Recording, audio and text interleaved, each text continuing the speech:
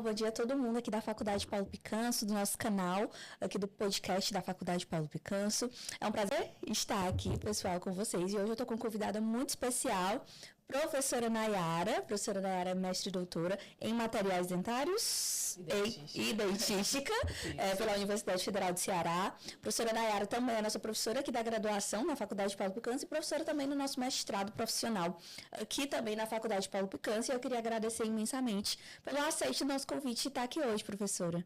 Muito obrigada, Elis. Eu que tenho a agradecer, por estar aqui hoje. A gente vai falar um tema, bem legal, um tema que tem que ser muito discutido entre os pacientes e os profissionais de odontologia.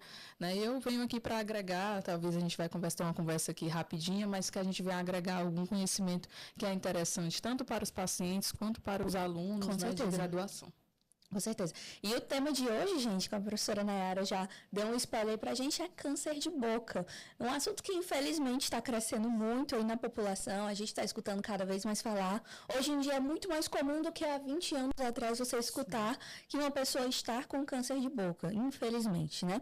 E aí eu queria perguntar para a professora Nayara, antes de qualquer coisa, antes dos temas já que a gente já tinha combinado, qual é que a senhora considera o principal sintoma de uma pessoa que acha que pode estar com câncer de boca? Talvez a gente tenha aí um ouvinte no YouTube, que esteja ali assistindo esse canal e pensando, poxa, será que eu tenho? Qual seria o sintoma que eu tenho que procurar? Isso, Elis. Na verdade, as lesões de câncer de boca que são mais acometidas são na região da língua, na região posterior, lateral da língua, e por isso é importante a gente falar sobre o autoexame, A gente pode até esclarecer alguns detalhes sobre o autoexame, e também o câncer do vermelhão do lábio, principalmente para aqueles que têm uma atividade profissional ao ar livre, como, por exemplo, pescador, agricultor, alguns profissionais da área de segurança, que trabalham ao ar livre e têm a exposição prolongada à radiação ultravioleta, que é um dos fatores causadores do câncer de boca. Então, nesse sentido, é ideal a gente fazer uma avaliação, um autoexame, e se tiver alguma lesão, alguma sintomatologia, buscar um profissional para a gente avaliar se realmente trata-se de um tumor maligno, que é o câncer, ou é apenas uma lesão temporária. Perfeito, professora. Então, acho que uma mensagem importante para a gente deixar desse primeiro tópico para se proteger, Sim, prevenção, com certeza, Elis? Saiu um dado do Instituto Nacional de Câncer mostrando que entre 2020 a 2022 tiveram mais de 15 mil novos casos de câncer de boca. Então, daí a importância de a gente falar sobre prevenção, sobre o autoexame, sobre consultas periódicas, tanto com o médico quanto com o dentista, para a gente fazer essa avaliação, Principalmente se você for idoso, homem. Então, a população de risco, na verdade, são maiores de 40 anos, principalmente homens. Se a gente pensar em proporção, o câncer de boca ele é 3 vezes mais comum em homens do que em mulheres. E está muito relacionado a alguns fatores de hábitos de vida, exposição à radiação ultravioleta.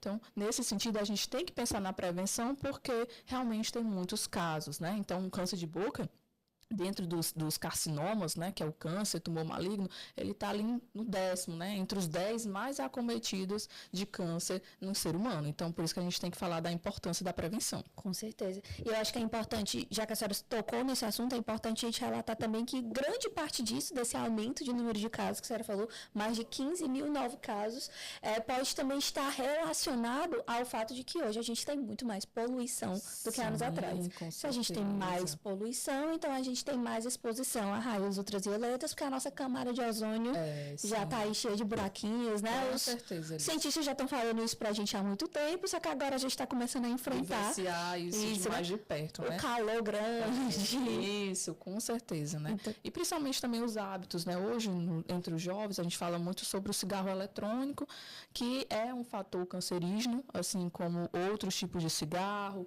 charuto, cachimbo, mas entre a população jovem, que a mais utiliza ali os cigarros eletrônicos, eles acreditam que não tem problema porque não tem fumaça, mas na verdade a composição também é carcinogênica, ela também pode levar à formação ali de um tumor maligno. Então, Existem ali alguns fatores que são relacionados ao câncer. A gente tem que falar em prevenção também de hábitos, né? O tabagismo, o álcool, mais o tabaco, algumas doenças sexualmente transmissíveis, como sífilis, HPV, que também são fatores predisponentes ali ao câncer. Verdade. Como fatores intrínsecos, a gente ainda poderia citar desnutrição, deficiência de vitamina A, anemia, baixar a imunidade. Então, tem alguns fatores que estão mais relacionados ao câncer. Se a gente pensar na saúde do indivíduo como um todo, a gente vai lembrar ali da desnutrição, anemia, deficiência de vitaminas. Mas se a gente pensar em hábitos, a gente vai lembrar ali da utilização do cigarro, né, do tabaco de forma geral. Até digo que o charuto e o cachimbo, ele é até pior do que o próprio cigarro, né? Então, assim, e principalmente também combinado com o álcool, né? Porque o álcool, ele potencializa o efeito carcinogênico aí do cigarro, né? Do tabaco de forma geral. Com certeza. Eu acho que isso já respondeu a nossa primeira pergunta, né? Que era quais são os fatores de risco relacionados ao câncer de boca?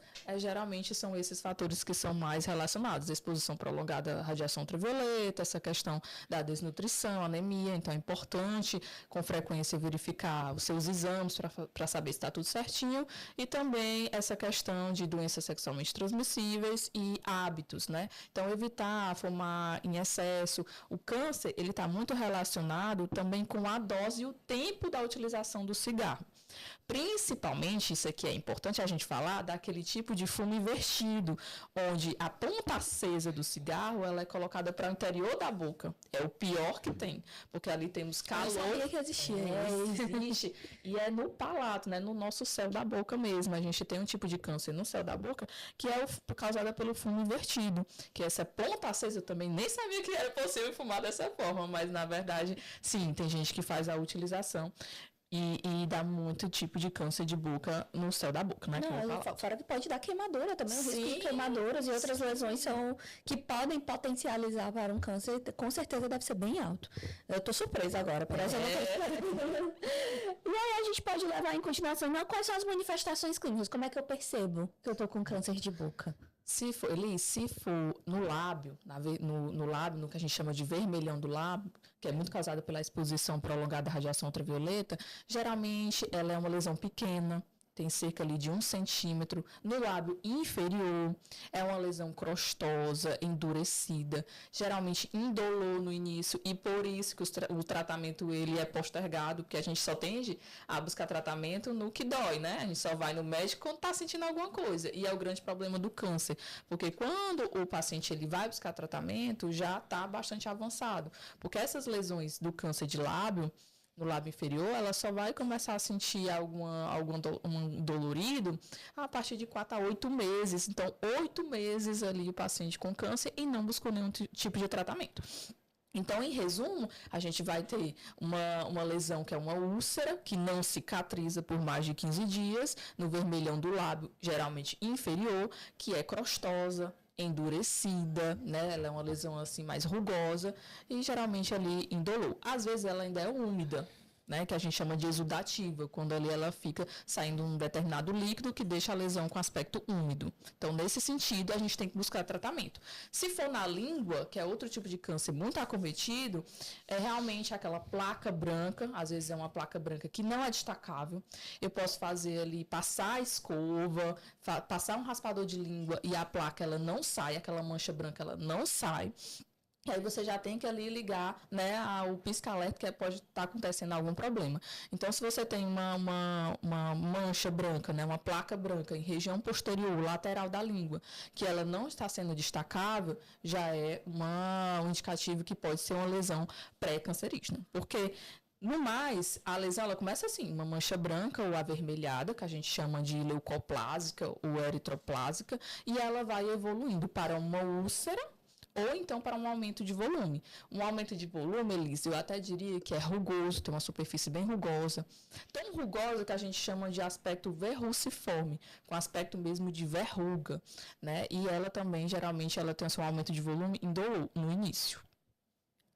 Certo, ficou bem esclarecido, pessoal. Então, se vocês tiverem alguma outra dúvida sobre e quiserem ver imagens para poder associar melhor, dá uma pesquisada com esses termos que a professora Nayara citou aqui na entrevista, dá uma pesquisada para vocês verem fotos e talvez conseguir identificar o de algum familiar e ajudar, né? Porque quanto mais cedo descobrir, mais rápido o tratamento, né? Acho que seria legal falar isso. E como é que trata, né? Agora que eu sei que eu tenho, como é que eu posso tratar? Pronto. O primeiro passo, se você observou no autoexame, que a gente pode até detalhar como é que é realizado esse autoexame, você observou que você tem essa lesão, essa mancha branca ou mancha vermelha que não está sendo destacável e já está lá há muito tempo, ou uma úlcera que está há mais de 15 dias, o primeiro passo é você realmente buscar um dentista. Provavelmente ele vai fazer uma biópsia, que é uma excisão cirúrgica, para realmente confirmar se se trata de um tumor maligno ou não, e se no caso for realmente o tumor maligno, geralmente o tratamento é feito com uma excisão cirúrgica da própria lesão, ou seja, uma remoção da lesão pode ser a única forma de tratamento. Ou quimioterapia, ou radioterapia, ou até mesmo a combinação dos tratamentos, excisão cirúrgica mais radioterapia. Mas aí, no caso, o diagnóstico é realizado pelo dentista e o tratamento ele é realizado pelo médico. Então, a gente aí tem um acompanhamento multidisciplinar. Legal. E como é que eu posso realizar um autoexame? Eu ainda estou com dúvida, existe alguma forma de eu me examinar em casa? Existe. E assim, existem várias cartilhas até do governo da área da saúde, cartilhas que mostram como é realizado o autoexame, que você pode até buscar imagens no Google, que talvez vai ficar mais fácil de compreender do que eu tentando informar vocês aqui. Mas no mais, avaliar a língua, né? O que o paciente ele deve fazer? Ele deve buscar o espelho num ambiente bem iluminado, aí ele vai tracionar a língua, ele vai colocar a língua para fora e vai tracionar com uma pontinha dos dedos, ele vai tracionar essa língua para a sua direita e depois para a sua esquerda, de forma que ele consiga visualizar a região posterior lateral da língua. Pode fazer com auxílio de uma gaze ou com o próprio dedo, se tiver com os dedinhos já lavados, certo?